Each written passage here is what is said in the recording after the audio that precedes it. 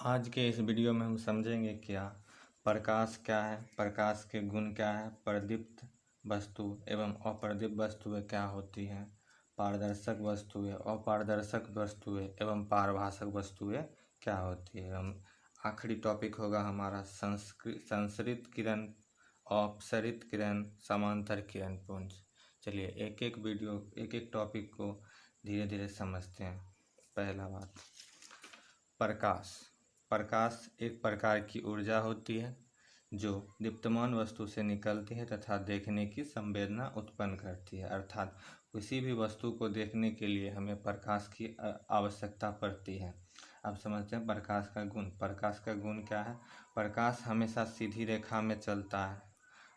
प्रकाश हमेशा क्या होता है? सीधी रेखा, मतलब वो कभी भी हमेशा क्या होगा? सीधी रेखा में गमन करेगा, कभी भी ऐसे करके ऐसे गमन नहीं करता है। दूसर का, प्रकाश एक विद्युत चुम्बकीय अभिकिरण होती है। प्रकाश एक विद्युत चुम्बकीय अभिकिरण होती है और प्रकाश का तरंग दैर्घ्य 3900 एंगस्ट्रम से 7800 एंगस्ट्रम के बीच होता है।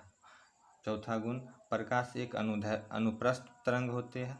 पांचवा गुण, प्रकाश का मूल कण फोटोन का बना हुआ होता है। जब भी आप प्रकाश को देखते होंगे तो छोटे छोटे कण आपको दिखाई पड़ते होंगे। यही छोटे छोटे कण को ही कहते हैं फोटोन कहते हैं। यही हमेशा प्रकाश हमेशा क्या होता है?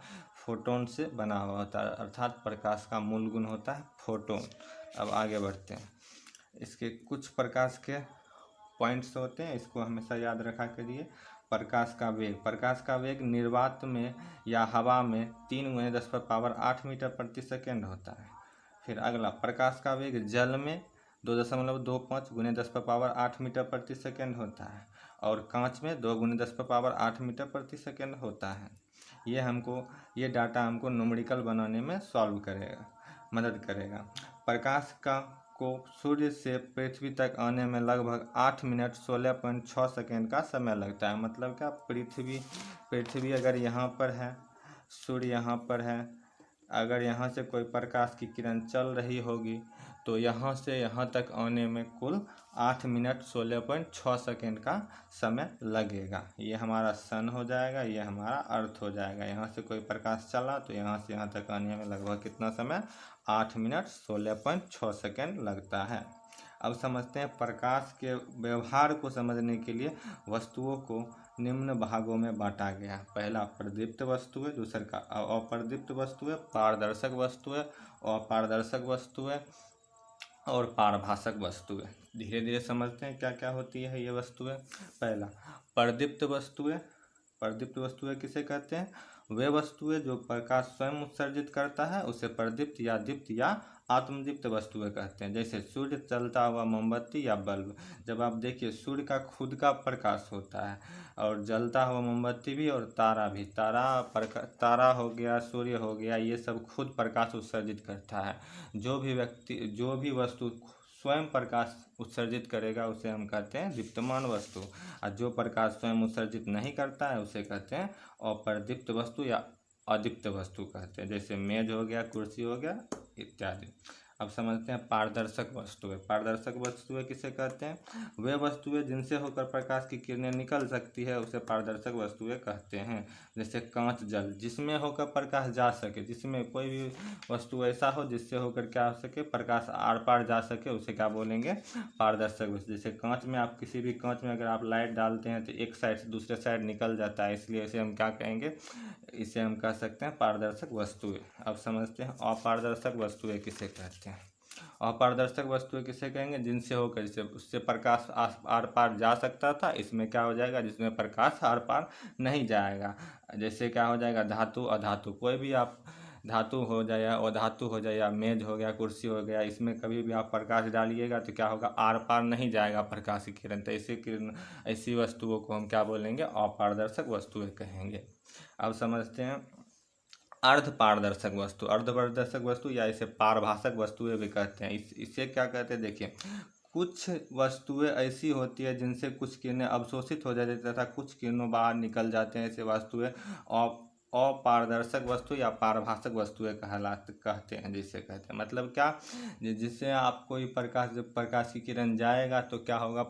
संपूर्ण मात्रा में न जाके क्या हो, हल्का मात्रा में जाए और हल्का मात्रा में अंदर ही सोखा जाए। मतलब जैसे में उसका जैसे क्या हो जाएगा, जैसे आप देखे होंगे घिसा हुआ कांच, घिसा हुआ कांच देखे होंगे, घिसा हुआ कांच या घिसा हुआ कांच या तेल लगा हुआ कागज, तेल लगा कागज।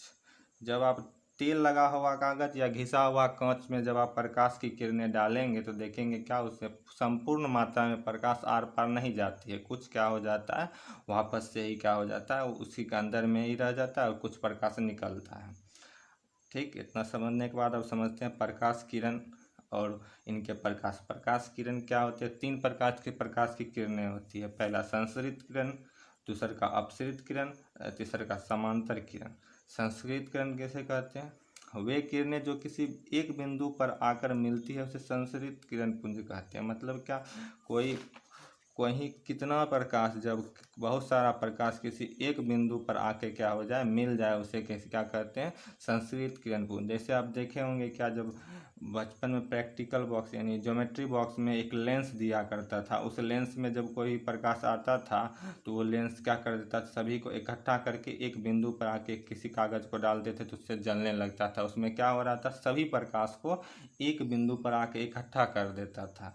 ऐसे इसी मतलब ऐसा ही गुण वाले प्रकाश को हम क्या बोलते हैं, संस्कृत किरण पुंज। मतलब क्या, इसमें क्या हो, सभी बहुत सारी किरणें एक बिंदु पर आकर मिल जाए उसे संस्कृत किरण पुंज कहेंगे। अब समझते हैं अपसरित किरण पुंज या अपसारी किरण पुंज। इसीलिए इसको संस्कृत किरण पुंज को क्या होता है, अभिसारी किरण पुंज भी कहते हैं, क्योंकि सभी की सभी किरणों क्या होती है, एक बिंदु पर आकर मिल जाती हैं।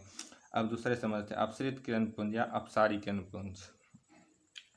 अपसरित या अभिसारी किरण पुंज किसे कहेंगे, एक बिंदु से जब प्रकाश आगे की ओर फैले, जैसे देख रहे हैं यहाँ पर क्या, एक बिंदु से आगे की ओर क्या हो रहा है, प्रकाश फैल रहा है, तो ऐसे किरण पुंज को हम क्या बोलेंगे, अपसरित किरण पुंज या अपसारी किरण पुंज बोलेंगे।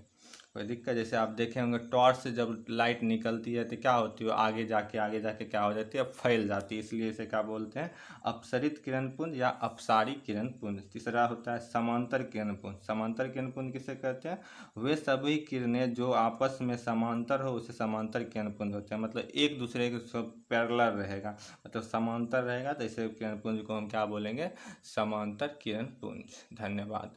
अगर आपको वीडियो पसंद आए तो लाइक शेयर एंड सब्सक्राइब।